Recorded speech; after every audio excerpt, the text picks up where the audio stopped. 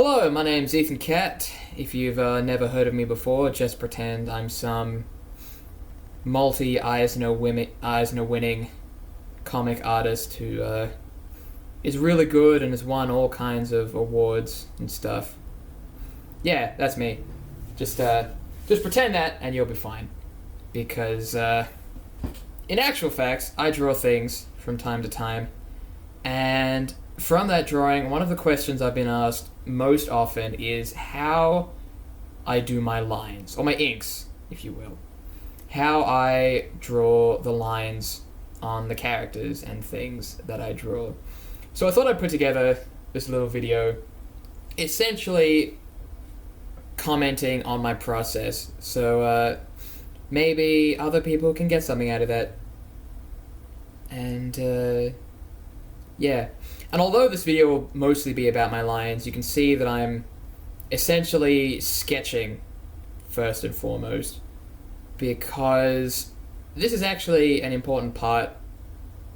You know, I'm not lining it already per se, but as you can probably see to the right in the little navigator window in the top right corner of the screen, is that my canvas is big. I'm only taking up a very small part of it, and as you can see from the little slider there, or maybe not, I'm not sure how high quality the video is going to be, but I'm only zoomed in about 50%. And that will actually help my lines later on when I go to do them, because having a big canvas means that your brushes and the inking pens or virtual pens that you use will be a lot bigger on a bigger canvas, which in turn means the anti-aliasing on the sides of them is affected less, so you get fewer pixels and more crisper, cleaner lines. It's a little hard to describe now, but once we get into it, I'm sure you'll see what I mean. So yeah, I've got a big canvas. I think it's about 300 by 300 millimeters. I'm not sure what that is in pixels. And I've got it set to about 350 dpi, or ppi, if you will. I think Photoshop uses a different thing. Oh yeah, the program I'm using is Manga Studio, which is essentially Clip Studio Paint, but just another version. I think it's a retail version of it. It's the one you can buy in stores, whereas Clip Studio is only available online. But what was I saying? Ah yes, the tablet I'm using is the Windows Surface Pro 3, which is a tablet PC that I'm essentially drawing directly onto the screen. So I'm not using a Wacom, Intuos or Bamboo or one of those graphics tablets that you have on the table while all of your drawing is done on a monitor in front of you. I'm actually drawing directly onto a glass screen, as you would putting pen to paper. Another thing which you probably can't see here is while I'm sketching all this, I actually do have a reference image of Zarya from Overwatch on a second screen, which you can't see because it wasn't being recorded, because it was just a flat image.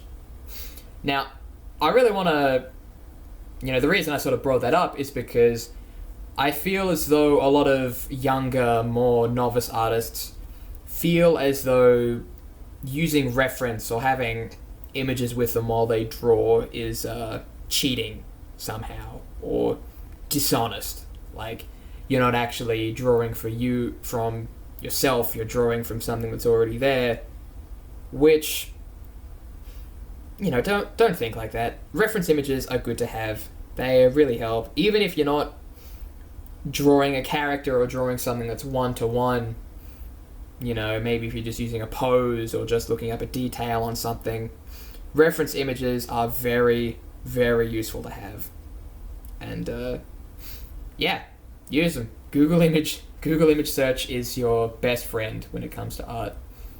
And once you realize that, things will change for you dramatically. So yeah, if you hadn't guessed it already, I'm sure there'll be a thumbnail or something on the video. I'm sure it'll be in the title. But I'm drawing Zarya from Overwatch, one of the 22 available heroes. I'm not just drawing her because Overwatch is hot shit right now, and it's what everyone's talking about. I'm not doing it just to rake in the views. I chose to draw Zarya because she's a good example of she'd be good to line and ink, and she'd be a good thing to sort of do this tutorial on, because she's got a lot of strong, smooth lines, say on the sides of her face or her neck or her shoulders, which I'm not actually going to draw. But on top of that, she's also got a lot more finer details, like the points in her hair, the sort of edges of her hair. It's very geometric, and her eyebrows and her scar. And yeah, I just thought it was a good thing to draw. Also, I really like Overwatch, and Zarya is my favorite hero at the time of recording. But yeah, so there's that. I generally like to do my sketches in a purple pen or a purple pencil tool, as you can see to the left there. I noticed that a lot that well, not a lot of, but some people generally do their sketches with a black pencil, like they just default to black because their lines are going to be black. But I would generally try and avoid that, because if you've got a black sketch and you're putting black lines over that, then it might be a little difficult to read what's part of the line work and what's part of the sketch. So I like to sketch in a different color, and not something too bright either. A lot of people I see tend to use really light blues or really light oranges or light pinks. I saw someone do their sketch layer with a really bright yellow pencil, which to me is an absolute sin.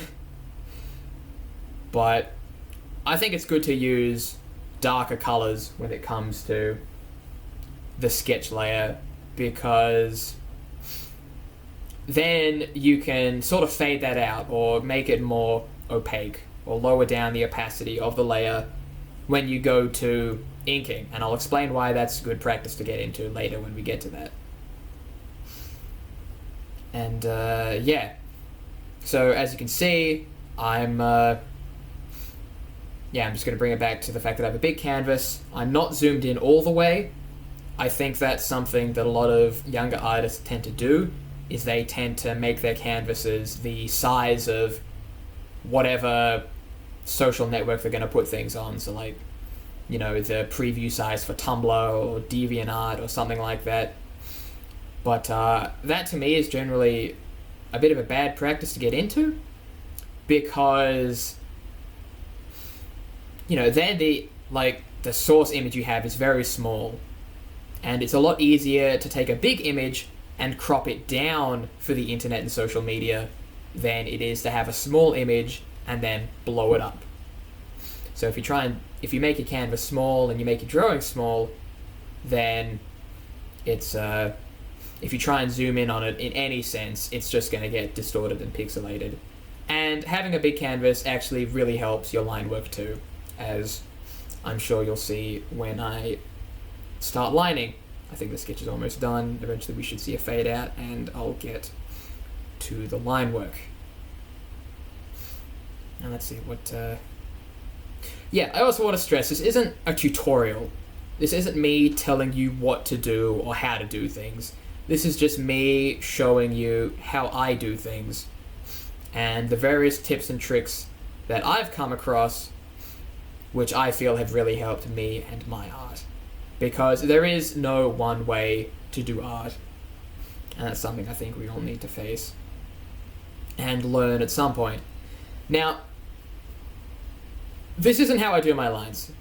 I'm just going to put that out there.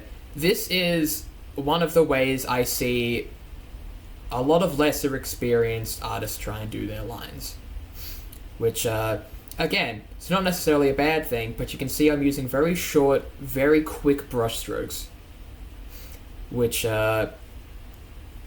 is getting mixed results. Like, the lines are choppy, they're gluggy, they're sticking together, there's gaps, which can be a nightmare when it comes to coloring, and overall, it just, it looks kind of scrappy, which isn't necessarily a bad thing. There are a lot of, great comics, a lot of, like, dark comic artists that I've seen with very scrappy lines that can make it work. But for me and what I do, I generally prefer very crisp, very clean, very strong line work. And this is just another way that I see a lot of lesser experienced artists do things. So instead of doing things short and sharp, I've seen a lot of people take things long and slow. So really trying to stay within the lines when it comes to the art that they're making, and really, really labor over every line, trying to get it perfect. But if you do that, you're just going to end up with, wonky lines with jagged widths. You can see everything sort of all over the place. So when it comes to lines, and it comes to the way I do lines, you can't be short and sharp, but you also can't be long and slow. You have to find a balance between the two. And after I finish making my point here, then I'll show you what I mean by that. So it goes on for a while. I was originally planning on making a completely different type of video than the one that I am now. So as you can see here, my line work is very quick. Well, not very quick. It's I think the capture's got it a little bit slow, but I'm not laboring over lines. I'm just going swoop, swoop, or swish, swish, just, gliding the pen across the screen. And yeah, it's not short and sharp, but it's not long and slow either. It's a good balance between the two. And I think a lot of people see this approach and think, well, I'm not going to get, the line's perfect. I'm going to get all these, jagged bits on the outside or all that kind of deal. Well, guess what, Sunshine? You have an eraser tool, bitch. Yeah, that's right. I'm sorry, that was rude, and I forgot to change the color there. But essentially, even if you do create a few jags here and there where your lines crisscross and intersect, you can go in and essentially, rub those out. Use the eraser tool and just really harden that, not harden, but chisel them away, essentially.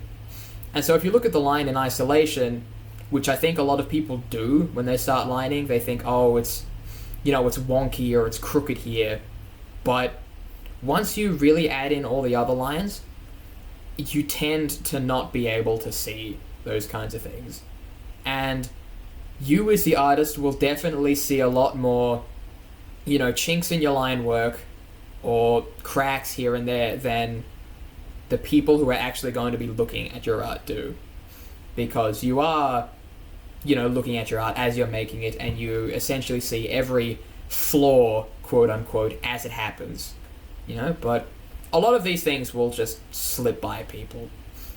And it's alright. No art is absolutely perfect.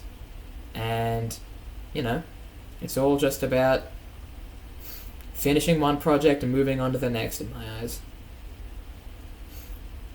So, yeah, as you can see here, the brush I'm using is very thick because, as we mentioned before, my canvas is very large, so the brush I'm using is very large as well. But if we get another point where we zoom in, you can't really see it from here, is that the pixelation is only really on the outside of the brush. Whereas if you really zoom in, you'll only see pixelation towards the edge of the shapes that I draw. But everything else, like, say a good example there is, Zarya's winged eyeliner, it's just thick, solid black. And for me and my art, that's what I want. That is what I want to draw and what I want to see, essentially. So yeah, don't be afraid of drawing things or drawing lines and then going back with an eraser and rubbing them out or chiseling them through, because really that's half of the process. It is for me anyway. So yeah. And I think, if I remember correctly, I am taking a pause here to essentially change my music on Spotify, which again is another very important part of the artistic process. You need the right jams to draw to. Yeah, some good water. But yeah, just make the lines, chisel them away. The chiseling part is really half of what I do. And I don't think and that's something that I didn't really, once I sort of learned to chisel away at my lines, then that was a big sort of paradigm shift in my art, for me personally. So like, as you can see, I might go through the lines a bit here and there, or I might, if I'm ever having trouble with one solid line, as I sort of did in the left pupil there, if you're ever having trouble with one solid line, and there'll be better examples later, but try splitting it up. Instead of doing one big swoop shape or one big curve or one big O, try splitting it up into two shapes or two lines, and then, chiseling out and really refining the area where the lines interconnect.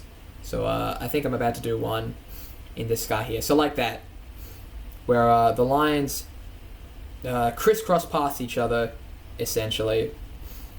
But that's fine. Like, lines aren't going to be perfect the first time you draw them. It's all about just going back and, really putting the time and effort into making them look good. Which, I know I've said it like 5 times now, but that's really some of the best advice that I can give you young and aspiring artists, or drunk people on YouTube at 9 o'clock in the morning.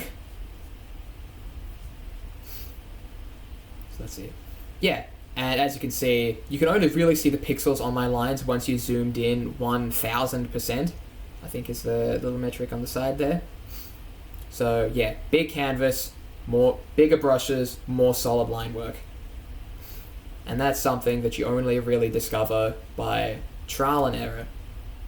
Which, another reason why I wanted to make this video was because it isn't a tutorial, but there is no one true way to get good at art, or to get good at drawing, or to make the quote-unquote right art.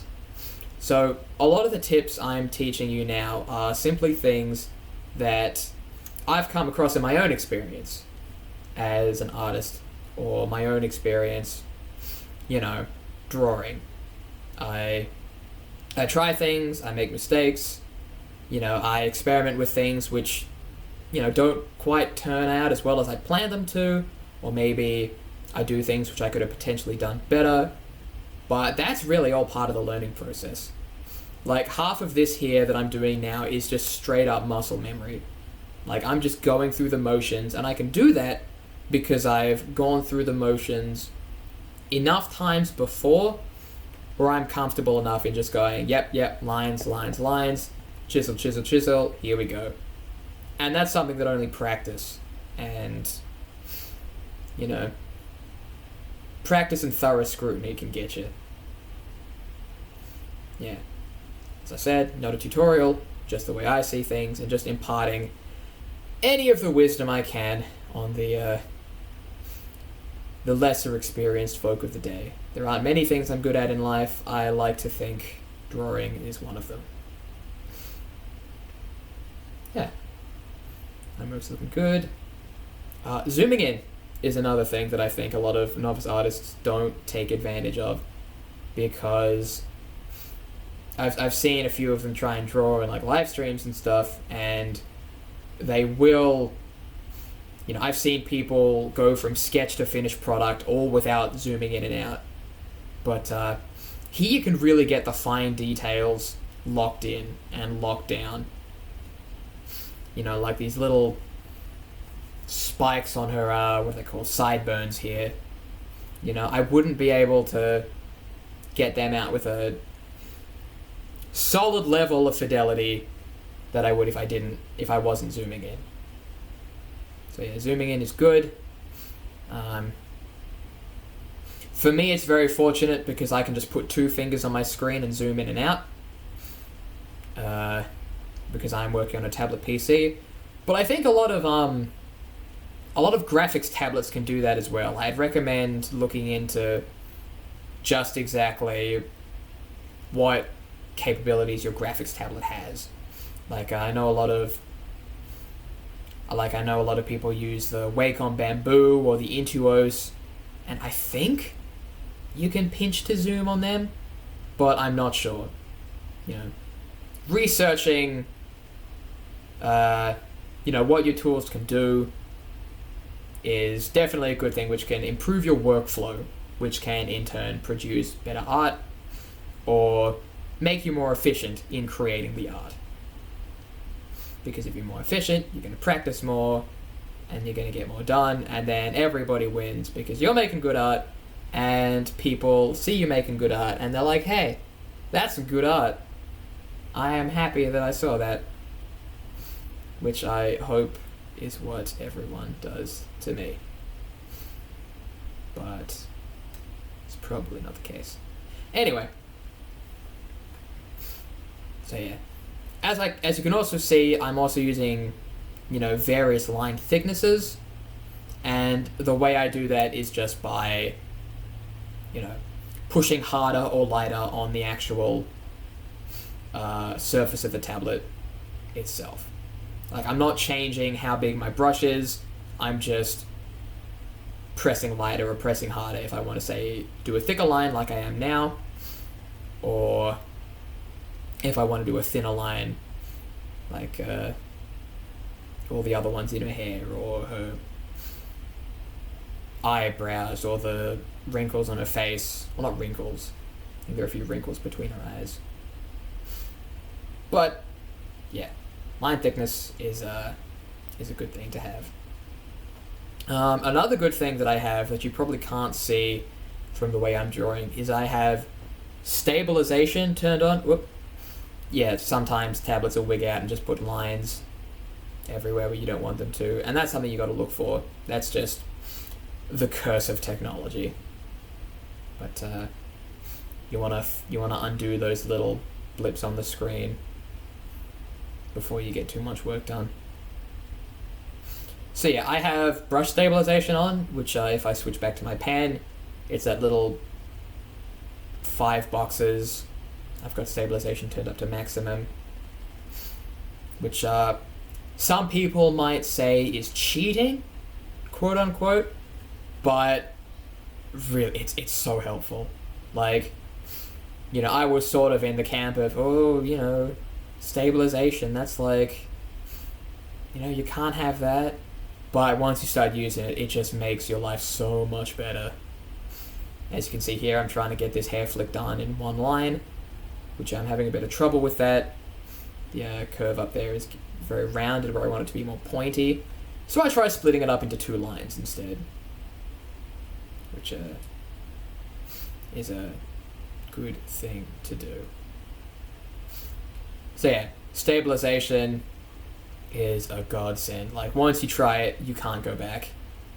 I don't use a lot of stabilization on my pencils when I sketch, but for my lines, it is just so good. Yeah. Manga Studio and Clip Studio have an inbuilt stabilization setting, which you can look up and fiddle around with, but Photoshop, I know, does not. Photoshop requires an extra plugin. I think it's called Lazy Nemui,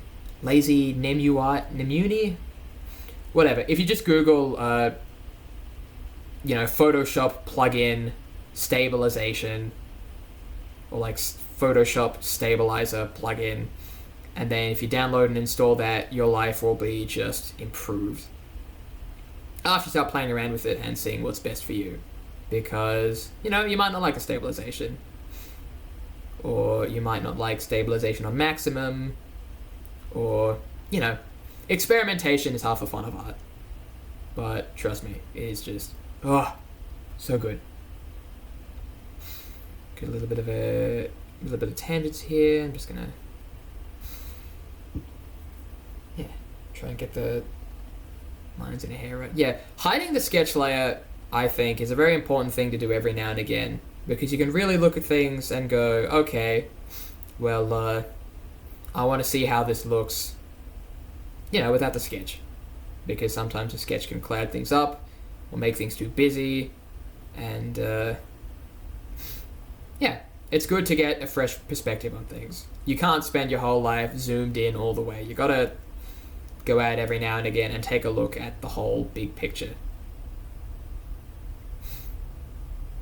So yeah, making lines on the hair here. And now I've noticed that the way her hair works is that if there's going to be a line there has to be sort of a nook in her, I don't know what's that called, roots? Like the roots of her hair? I know I'm an artist, not a hairdresser. Don't judge me. But yeah, you will oftentimes have to deviate from exactly what you sketched down. So like when I added those curves in it, all those bumps in her hairline there, I didn't sketch that out. I just went boom, boom, line, line, whatever. It's good enough. And yeah, don't be afraid to do that. That's something that I learned how to do very quickly. And once you do, it just makes your life a lot easier in the long run. So just adding a few lines there, not sketching them first, just bang, bang. Making it look all geometric like her hair actually looks. It's all good.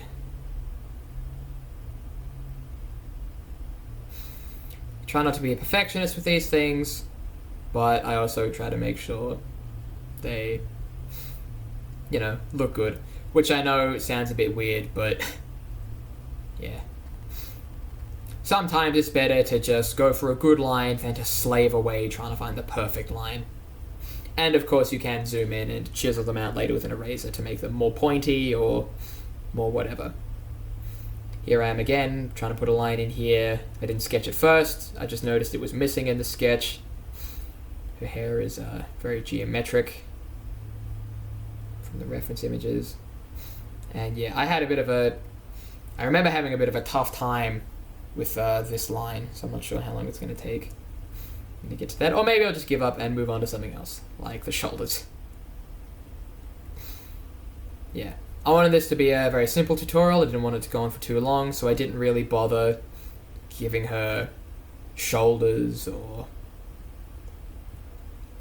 a torso or anything like that. I just wanted to focus on the head. Now, what you can notice here is I've essentially put a big black line in the bottom of this box, whereas if you actually looked on the sketch layer before I drew it, the little thing bumps down, but is still connected to the clip, I guess. It's a bit hard to describe, but I am going to go back and erase that. I have no idea what I just said there. So yeah, those the top box and the middle box there are supposed to be connected, but I do have a big long line running between them, and that's just so I can erase it later, which I will. In fact, I think I forget about it for a while and then just goof up things, but that's fine. No one's perfect, especially not me. Yeah. Zooming in really close really helps in a lot of ways. I know those triangles are supposed to be blue, but I just wanted to line this. Not sure if I'm going to go in and color it later. Just adding in the fine details. Not putting too much effort in, just trying to keep it nice and simple. A happy little parallelogram, I think. It's not a rhombus. Whatever. Let's see what What other pearls of wisdom can I offer in this trying time? I hope I hope just watching my process can sort of like, teach somebody something. Because that's really good practice, is to just watch is to watch things like recordings of drawings, not speed paints per se. I think a lot of people get hung up on speed paints because they sort of tend to imagine that's how the artist actually draws things, but that's really sped up. It's like this, as you can see here, is essentially a 1-to-1 speed of how I draw. And it's slow. It takes time, but that's just art, That's how it's done. It's not, quick flash, boom, boom, boom. But, some people might think that this to them would be quick or a lot faster than they think they could do.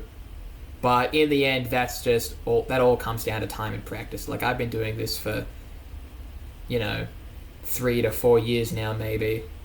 So, yeah. You just got to keep practicing, and eventually you'll get better. And you'll get faster, and you'll get more nimble, and everything will just get easier.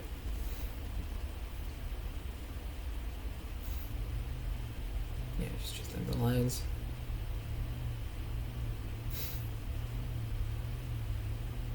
Look at a face.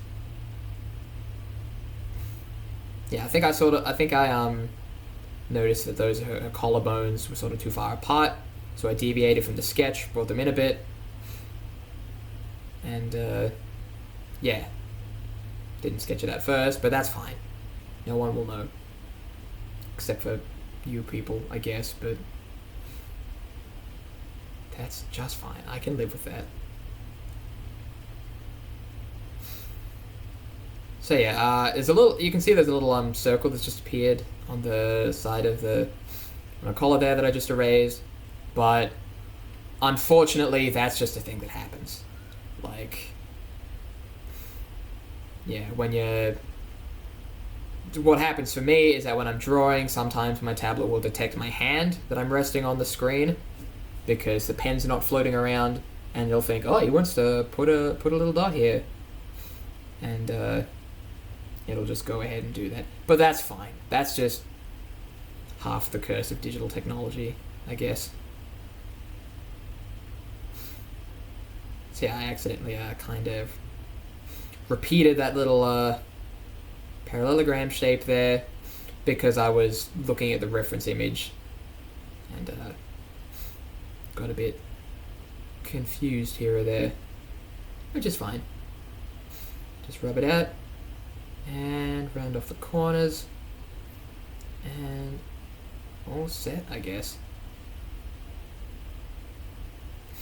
See what more details I need to put in this. So yeah, that's essentially the whole sketch there. As you can see, I think what I try and do now is I fiddle around and try and give her shoulders or something, but this was never meant to be. That's what I do. I had a good look and I realized that in the reference image her neck was a lot bigger than what I had drawn.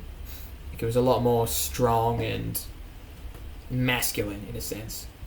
And I had another little ghost click there which I'll deal with.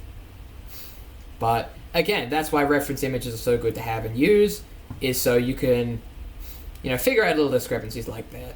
Figure out all the little ways in which to make your drawings not better, but more closer to the reference model that you're actually going from. But again, artistic interpretation is a lot of things. Is very, not a lot of things. It's very important to what you do, like doing things in your own unique way or unique style. It doesn't have to be 1-to-1 exactly how it is, or exactly how it exists in Overwatch. Put a nice spin to it. Change your proportions. you know, exaggerate some features. I know a lot of people like to draw Zarya with, you know, exaggerated arms or thighs because they're very prominent features in game or canonically, I guess. And yeah, it's always good to take some time to just have a look at what you've done, to just really like stand back and soak it in. Not just because you're like admiring it, but you know, so you can point out little things that you can do better, or things you can go back and change. Like, I wasn't happy with the way her hair sort of like folded up, I guess, over here. So I went back in and changed that. You know, sometimes it's nice to sit on a picture for a while and then come back and look at it with fresh eyes before you upload it. But, you know, time can also be very dangerous when it comes to art, because you might think that, you know, you try to change something and then you look back at it, you know, like after it's uploaded and you go, oh, I don't really like that, or I don't really think that looks good. But that's fine, you know. That's just all part of the curse of being an artist. Yeah, I tried to give her shoulders here, but then I quickly gave up with that because this picture was never meant to have shoulders. It was just supposed to be a simple head bust. So yeah. Yeah, just speaking on, you know, uploading things. Even if you're not 100% happy with what you draw, you know, just upload it anyway. You know? It, you know, having things to upload and showing the world your art is more important than, you know, just keeping it around to yourself, I guess. You know, even if you don't think you like it, there will most definitely be other people out there who think differently. So anyway, that's essentially the little commentary video that I have for you guys today. There should be like a picture of the final sketch up on the screen right now. I'll go through and put that in Movie Maker or something. But yeah, if you have any questions, feel free to comment or send them to me through Tumblr or tweet at me at Twitter. All the links will be in the description. And I hope this could have helped someone out there. So thanks for watching. Hope you had a good time. Hope you learned something. Feel free to follow my social media or subscribe to my YouTube channel, which I'm sure I will never use again. And yeah, I might go back and color this. Maybe make a coloring tutorial, but who knows? Anyway, see ya!